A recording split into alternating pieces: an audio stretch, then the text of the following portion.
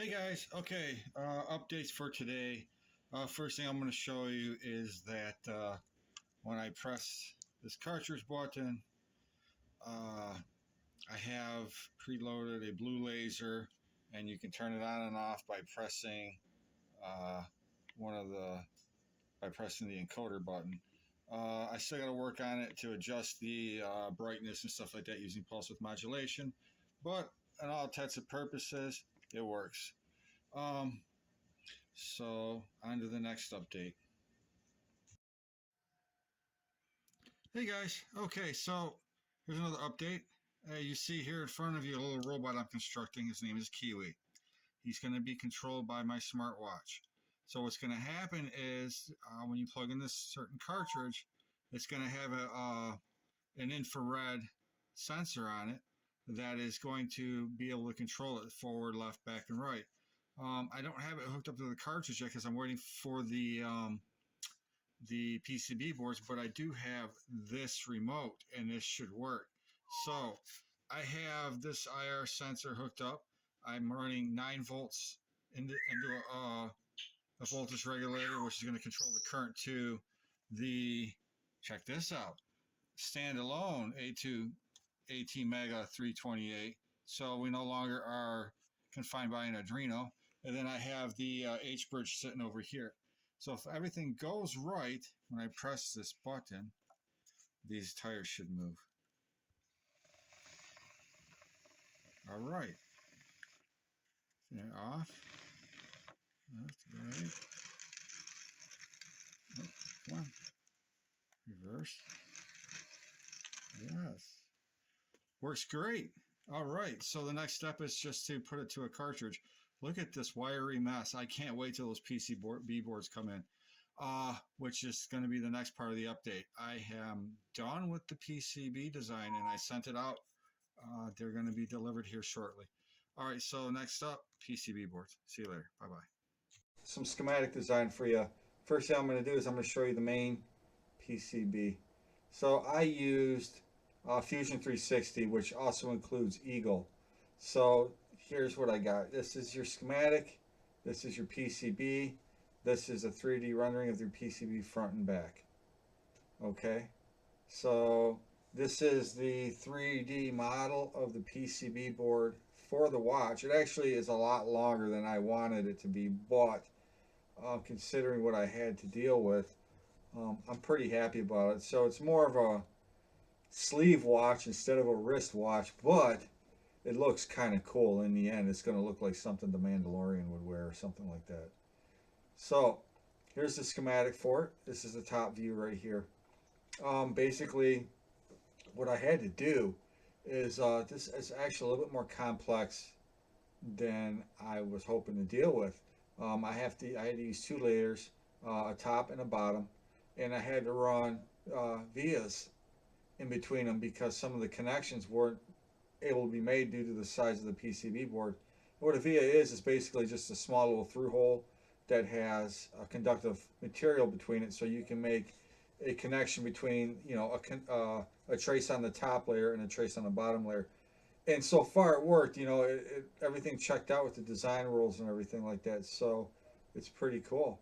Um, Here's the schematic right here for it. And basically this is the AT Mega 2560, which is the big brother to the 328P, I guess you want to say.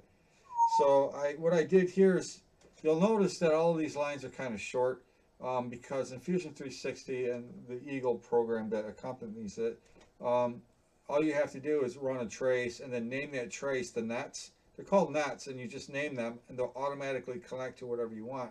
You have to be careful though, because they're going to connect to the closest thing first. So when you're designing your PCB board, you have to take that into consideration. So let's get into it. Here's the deal here. So I had to make a couple of modifications to this because there was one thing that wasn't working out, and that was the power source for the computer. So no matter what I did, because I was trying to use a transistor to turn the thing on and off, there would be a voltage drop. And no matter what kind of power source I put on it, it just wasn't working right. And I accidentally connected it wrong, and I fried my first computer. So I got another one. I got the upgrade. So I've got the Pi Zero W2, and it works great. It's just you got to remember when you're wiring things in series, it's a little different than parallel. So yeah, lesson learned there. Okay, anyway, here, so we have our main board, right? We have the main microcontroller right here. Uh, then we have over here on this side here, this is the schematic. I made this myself for the LCD display because I'm using a round display. It's kind of awkward. There's not too much documentation out there for it yet, but I was able to manage myself. Um, Here we have a crystal oscillator and the two accompanying capacitors for the crystal on the microchip. I actually put one in there. And then we have a resistor also going to reset a 10K resistor. Um, I have, this is your battery pack for the computer right here. I have it running into here because I'm going to be using a switch to turn it on and off.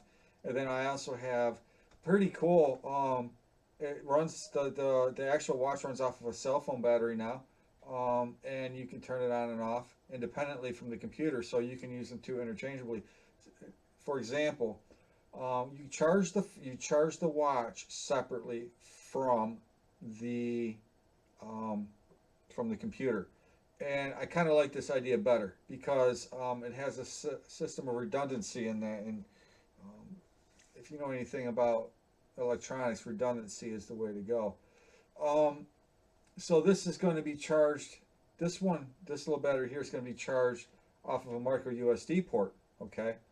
This battery, however, runs off of one of those like those vape batteries, the larger ones. It's actually pretty cool. I've been dying to get some use out of these things, and believe me, this thing is a powerhouse. It works really great.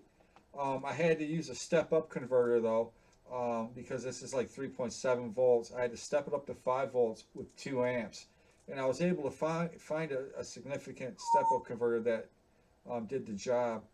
But moving on here. I also put into place some pins on certain access pins. I'm going to call them access pins on certain pins so that you can update the firmware by yourself just by opening up the watch and connecting these pins to the Arduino interface.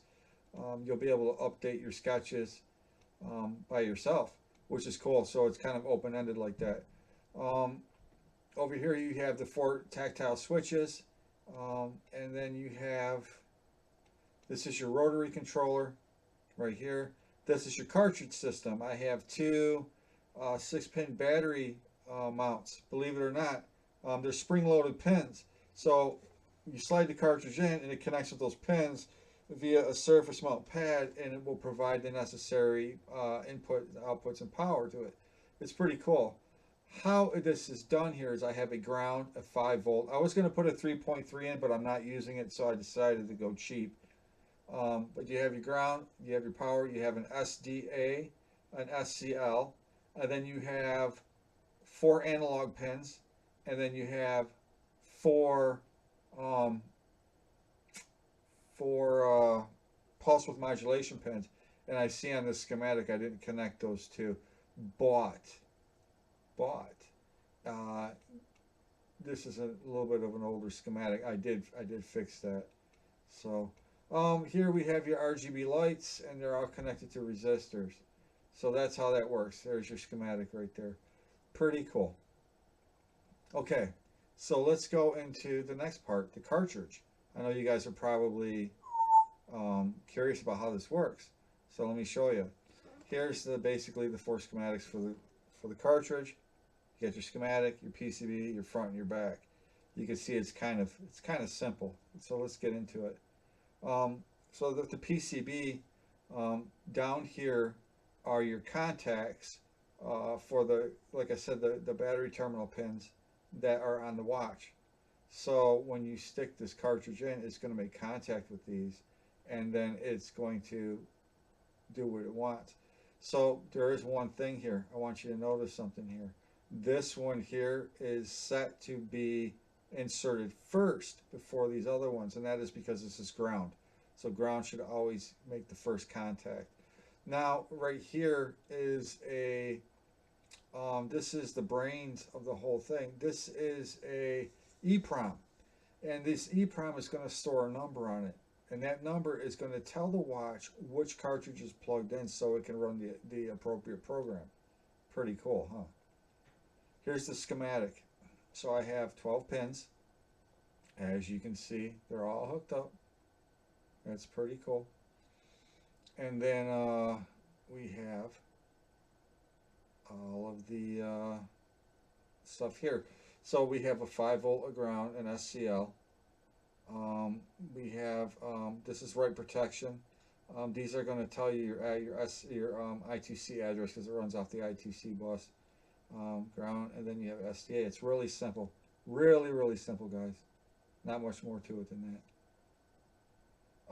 Let's see if I can find a 3D view here. There it is. Yeah, so there you go. I mean, it's pretty straightforward. Other than that, that's it, guys. That's all I got for today. So have a good day, and you know, keep checking in. Thanks a lot, guys. Bye-bye.